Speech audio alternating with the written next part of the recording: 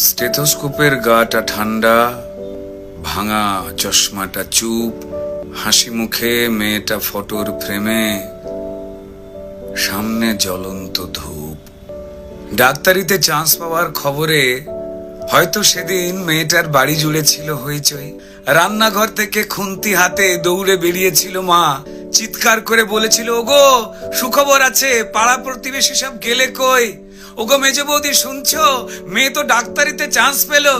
এই রুনুর মা, আরে বাবা আমার মেয়ের খবর তোমাদের কি কানে গেল?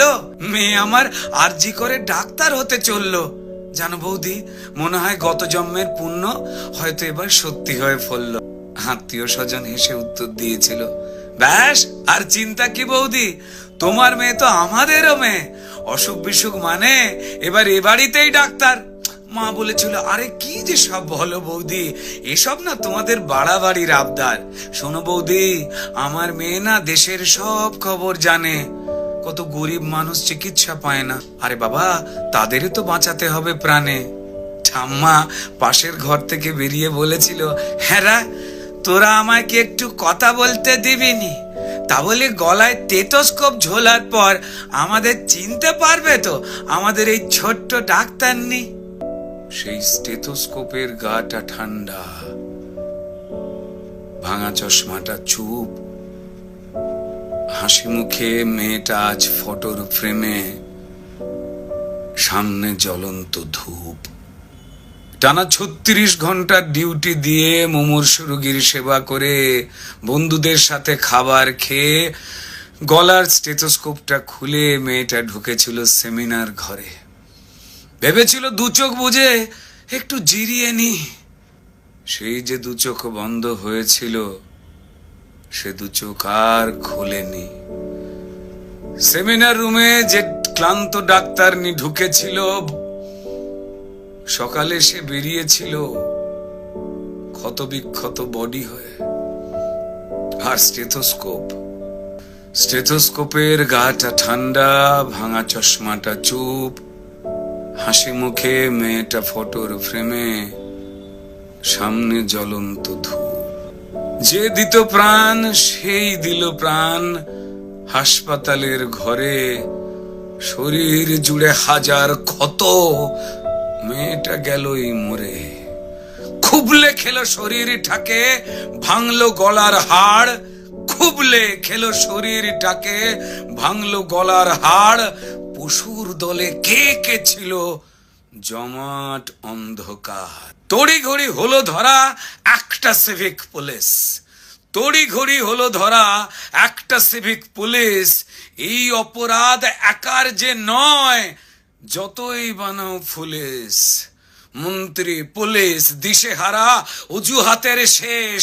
মানুষ যদি ক্ষেপে ওঠে যেমন বাংলাদেশ, তাই তড়ি ঘড়ি ঝোলাও ফাঁসি, সে মুখ যেন না খোলে, ষড়যন্ত্র ফাঁসের আগেই ফাঁসিতে সে ঝোলে।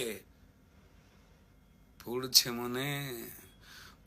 মনে ভুলে যাওয়া ধনঞ্জয়ের কথা, যাবজ্জীবন শেষের আগেই ফাঁসির গল্প গাথা। সেম সিলেবাস এ গল্পতেও বুনছে রাজা রানী, সেম সিলেবাস এ গল্পতেও হয়তো বুনছে রাজা রানী। তাই তড়ি ঘড়ি জ্বালানো মেয়ে কেন সবাই জানি, শুধু জানলো না মেয়ে চিতে শুয়ে তার কি অপরাধ। ভোটার লিস্টে তার নামটা কেবল শুধু বাদ, জানেই না সে তার জন্য প্রতিবাদের ঢেউ, তার ঘটনায় সিংহাসনের ভয় পাচ্ছে কেউ। কার জন্য কার পেটেতে লাল রক্তের ছোপ, কার জন্য অপেক্ষাতে একটা স্টেথোস্কোপ। ওই স্টেথোস্কোপের গাটা ঠান্ডা, ভাঙা চশমাটা চুপ, হাসি মুখে মেয়েটা ফটোর ফ্রেমে, সামনে জ্বলন্ত ধূপ।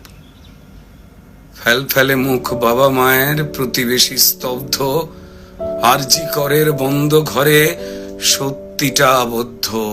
বিবস্ত্র ক্ষত দেহ দেখেও প্রথমে আত্মহত্যা ঘোষণা, তারপর বিধ্বস্ত বাবা মাকে চুপ করাবার নাটকে ফোন, অপদার্থ স্বাস্থ্য বিভাগ আর দালাল পুলিশ খুঁজে খালি অজুহাতের কোণ।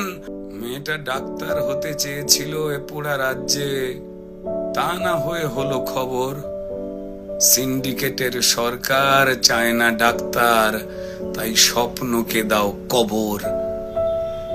অফিস আদালতে মাঠে ঘাটে ঢোকাও নিজের লোক, ক্ষমতা আর টাকার লুঠের নেশায় মানুষ মরুক, শুধু ক্রিমিনালের জয় হোক। ক্রিমিনালরা মাটিতে পায় বীরের তকমা, তারাই রানী মায়ের হোপ। আর হাসপাতালের বেড তো ক্রিমিনালের জেল যাত্রা আটকাবার জন্য, মরুখ ডাক্তারের স্টেথোস্কোপ। স্টেথোস্কোপের গাটা ঠান্ডা, ওই ভাঙা চশমাটা চুপ। ডাক্তার নি আজ ফটোর ফ্রেমে।